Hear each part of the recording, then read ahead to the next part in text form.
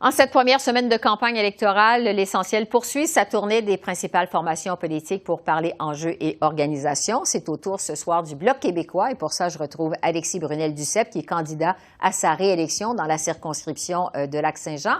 Bonsoir, M. Brunel-Duceppe. Bonsoir, Mme Bégin. Bon, d'abord, on vient d'entendre votre chef, M. Blanchette, critiquer M. Trudeau pour sa gestion des frontières pendant la pandémie.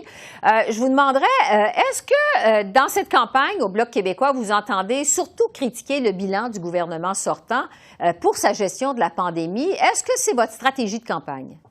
Bien, c'est-à-dire qu'on va comparer les bilans. Ça, c'est très différent parce que le Bloc québécois a un bilan et il est excellent.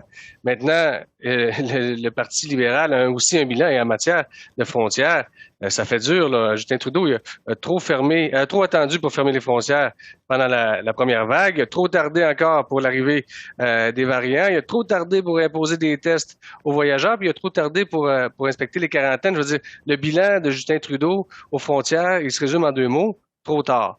Donc, ça fait partie d'une campagne électorale. Il faut regarder les actions du gouvernement qui ont été prises, qui ont été posées, et regarder ce que l'opposition a fait, c'est-à-dire nous. Et je pense que les gens vont bien voir que les bilans se comparent effectivement, que le nôtre est plutôt positif comparé à celui de M. Trudeau. Oui, mais quels sont plus précisément les enjeux sur lesquels le Bloc québécois compte faire campagne dans cette élection? De quoi les Québécois, selon vous, veulent entendre parler? Bien, premièrement, je pense que nos aînés, là, il faut en parler. S'il y a une tranche de la population, là, une partie de la population qui a été durement touchée par la pandémie, entre autres, ce sont bien nos aînés. Ça fait des années que leur pouvoir d'achat diminue parce que la pension de la sécurité de la vieillesse a jamais suivi l'inflation. Tout coûte plus cher aujourd'hui et ils ont été laissés de côté. Et c'est des gens qui ont bâti le Québec d'aujourd'hui. C'est à eux qu'on doit le Québec qu'on connaît aujourd'hui. Et c'est pas, il faut pas se poser la question quand on regarde le dossier des aînés. Il faut pas regarder ça comme étant un fardeau. Il faut regarder ça. Qu'est-ce qu'on leur doit aux aînés? Qu'est-ce qu'on leur doit à ceux qui ont bâti le Québec? Et ça, je pense qu'on va taper sur ce clou-là parce qu'ils ont été laissés tomber. On les a laissés tomber pendant ce mandat-là des libéraux. Et nous, ben, on est là pour les défendre. Et du même souffle, on appuie les demandes des différents organismes qui représentent les aînés, comme la FADOC, par exemple. Donc, nous, on veut pas créer 2 classes d'aînés comme Justin Trudeau et son parti l'a fait. Mais... On va aller dire... Oui, je vous écoute. Non, mais est-ce qu'il y a juste les aînés? Non, bien sûr. Allez-y. Bien sûr que non. Il y a une importante pénurie de main-d'œuvre présentement. Moi, je suis sur le terrain à chaque jour, Mme Bégin. Je suis sur le terrain depuis mon élection et les entrepreneurs, les PME, les agriculteurs, ils nous disent qu'il y a une pénurie de main-d'œuvre. Qu'est-ce qu'on entend du côté des conservateurs et des libéraux?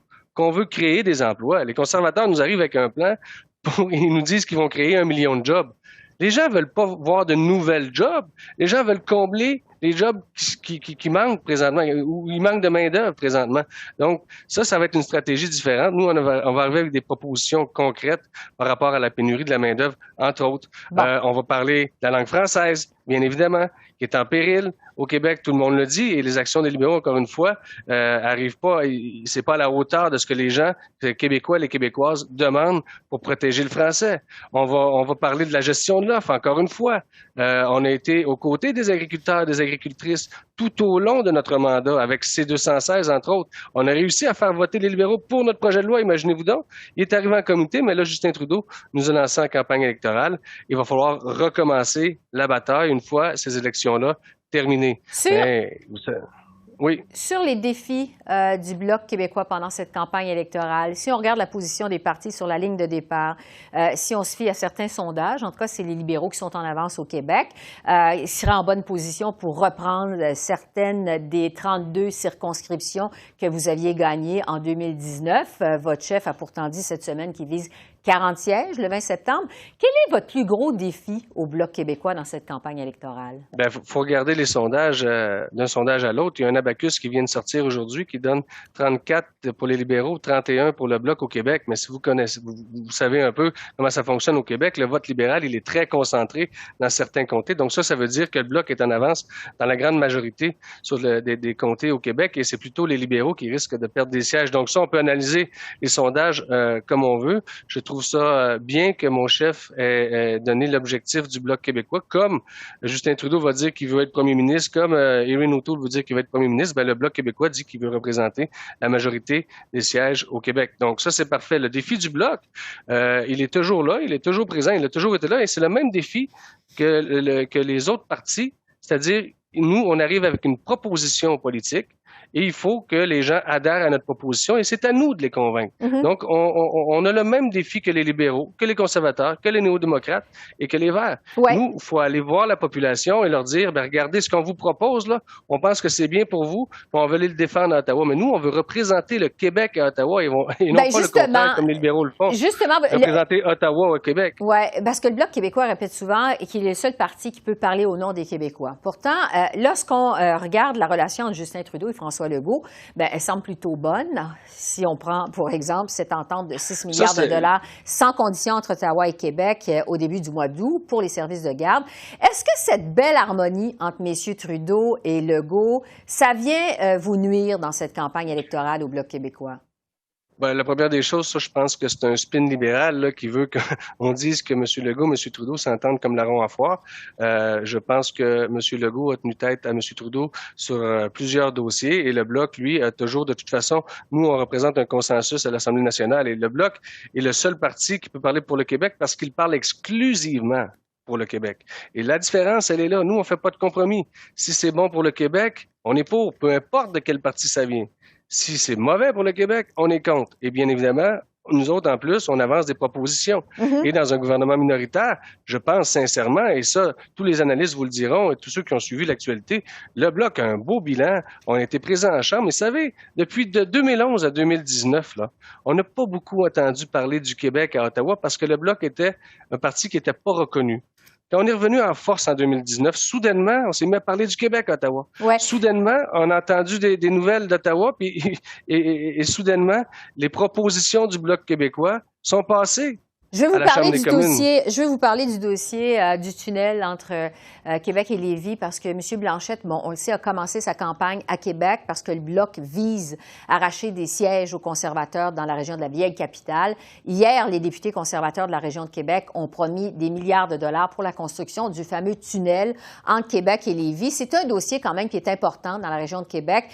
Du côté du Bloc québécois, est-ce que vous êtes pour ou contre la construction de ce tunnel?